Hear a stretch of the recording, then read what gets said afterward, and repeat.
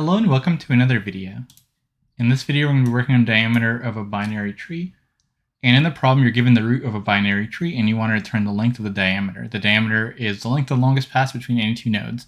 The path may or may not pass through the root. The length of the path of the two nodes is represented by the number of edges between them. So for this first example, the length of the path that's the longest is 3 because this is this path here. So you basically just count the edges. And then for this one right over here, so if you just have like 1, 2, the length of the longest path is 1 because this is the only path. So essentially for a tree, let's just get like a tree out here. So let's say we have this tree and let's just get rid of some nodes. So let's say our tree looks like this. Maybe get rid of this node, get rid of this node, get rid of these, something like this. So essentially for a tree, for all these tree questions, you're basically always going to want to do them recursively. And you have kind of two things you want to ask yourself, or kind of three things. When I recurse, do I need to pass anything down?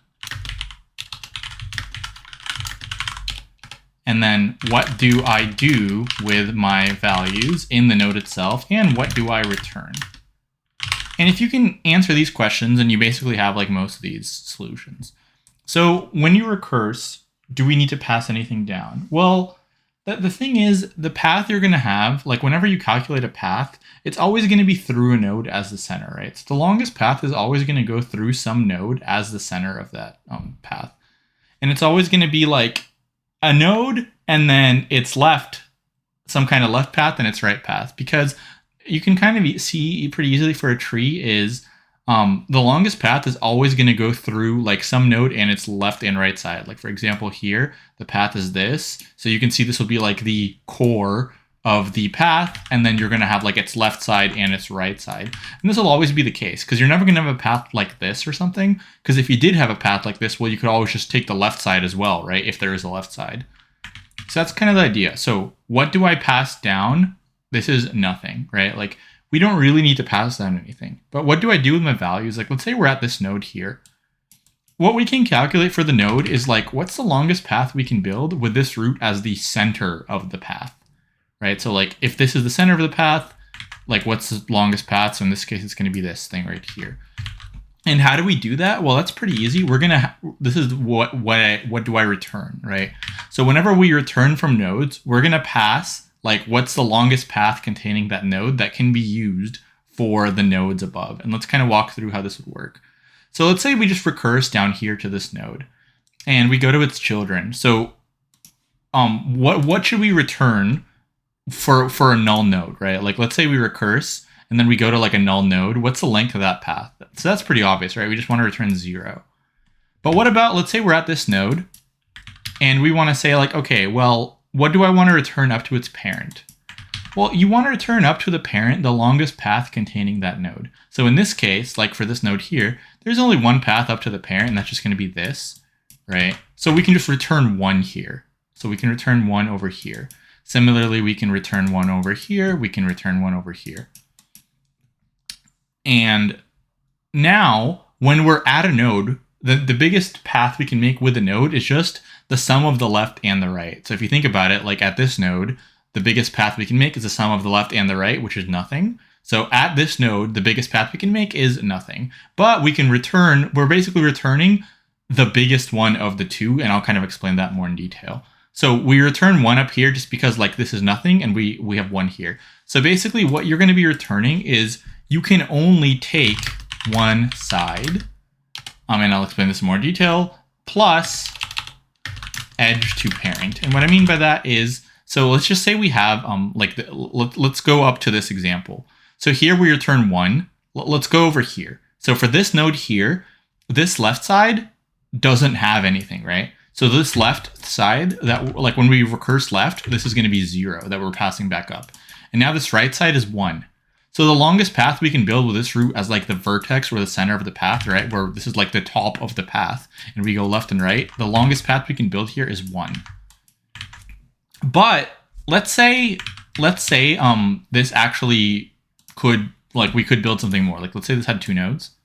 So let's say this had this and we had a circle. Now, what would happen here is we would return 1 up here as well, right? And now here we can actually build a path of 2 because it's the left plus the right. Like we can build a path like this. But here's the important thing. When we return, because at every node, we're going to see what's the biggest path we can, what's the biggest path we can make with the left and the right. When we return to these nodes up here, we can't, like a path with this node as a center can't include both the left and the right of child nodes. So we can't do something like we go here and then we go left and right, right? We can't do that. So because of that, when we return from a node, we're only going to return the longest path, like either the left or the right, plus the 1 for the parent. So let's kind of walk through how this would work. So here, these would both return 1, and the longest path we can build here is we can even draw that in. So this is going to be 0, 0, 0, 0, right? For all these nodes, you can't build a path as this node is the center. But now here we can build a node with path 2, right? Because it has a left and a right child. Remember, for every node, we can just combine the left and the right recursive value. So this should actually not be 0. This should be 1. Now when we return, we're going to return the biggest of the left and the right. In this case, they're both 1, so it doesn't really matter. So we're going to return either one of these plus this one edge here, right? So the path up to its parent is going to look like this, plus either this way or this way. In this case, it doesn't matter. It's only 1 plus 1. So we're going to return 2 up here. Now here, the longest path we can build with this node as the center, like I said, is the left and the right. So left is 1, right is 2. So the longest path we can build here is going to be 3, right? So the longest thing we can build here is 3, and you can see that because that's going to be this path here, right? Like this, and then you either go left or right. So the longest path we can build here is 3. But now what should we return? Well, like I said, we can only, when we go up to the parent, we can't go from the parent down to the node and then both to its left and its right. Like this is not valid. We have to pick, when we go down from the parent to the node, we have to pick, okay, once we get to the node, we have to go left or right. So we're going to return the bigger of the 2 values, left or right. So we're going to return 2 plus this node to the parent. So we're going to return 3 up here. Return 3 up here. Here, this is going to be 1. And what do we return here? We want to return, so the left is 0, the right is 1. So we're going to return the bigger one. So 1 plus the path to the parent. So we're going to return 2 up here. Now, what's the biggest path we can make here? What's the left plus the right? So it's just 5. And we can see that path. There's multiple ways to do, but one of the ways would be like something like this: 1, 2, 3, 4, 5, or this way. So that's kind of the idea. At every node, we just recurse left and right. If we have a null node, we return 0. And the biggest path we can make with that node as like the vertex of the path is just going to be the left plus the right. And then when we return, we can only go down one of the paths once we go down from a parent node. So we just return the biggest of the left and the right plus the actual node going up to the parent. And that's basically it. And then we just figure out like what's the node that we can build the biggest path from, and then we just like as we calculate the path at each node, we just save like the biggest value that we calculated. So in this case, it's going to be 5. I'm not exactly sure if the biggest path is always through the root. I want to say no. Like I really, really want to say no, but I could be wrong. No, in fact, I know for sure it's not, because like we can quickly build an example. It's not, right? So let's say we have a node like this, node like this. Now, let's say this goes left. This just keeps going left like 100 times, and it keeps going right 100 times, right? We just have like, it just keeps going right. Now the biggest path would be this one. But the path from the root can only go down one of these forks, so this would be less. So it's definitely, the path from the root is definitely not the biggest, right? And what I mean by 100 times is just like, we just go left, and then we go left, and then we go left, and then we just keep going left. Same thing here. We go right, then we go right, then we go right, then we go right, and so on. So the biggest path is going to be this thing here. And yeah, now we can code it now that we have an idea what to do. So we're going to make a recursive traverse function that is pretty useful, and then we're going to make a result variable. So we'll just say result equals 0 for now, and a traverse function. We'll just take a node. So if the node is null, remember we're going to return 0 because that node can't contribute to the path. So if not node, just return 0. Otherwise, we're going to go left. So left equals traverse node.left. right.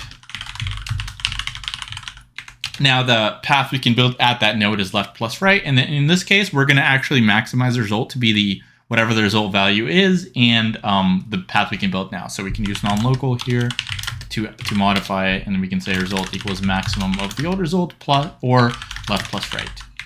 Now we are going to return the bigger value of the left and right, right? Because for a parent, we can't go down both paths. So we're going to return the bigger value of the left and right plus 1 because that's the edge to the parent. Then we just have to call traverse starting at the root to do our recursive function, and we can return the result. And that should do it. Apparently not. Let's see what issue we have. So we have node is not defined. Oh, we wanted this needs to be root. Runtime, and we misspelled. Okay. And so there you go, pretty good.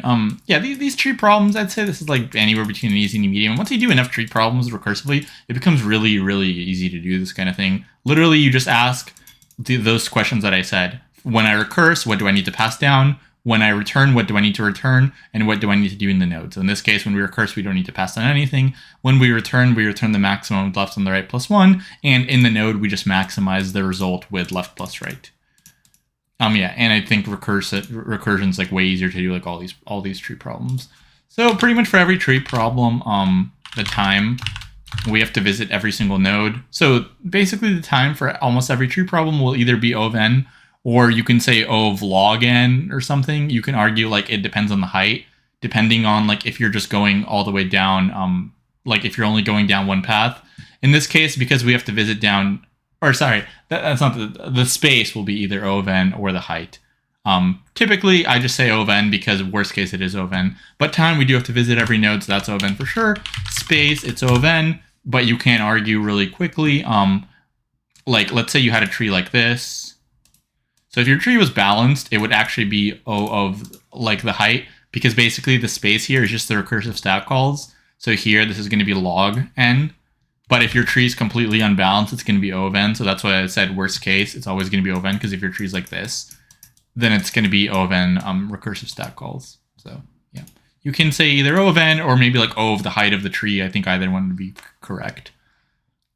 And yeah, it's going to be all for this one. Hopefully you liked it. If you did, please like the video and subscribe to the channel. And I'll see you in the next one. Thanks for watching.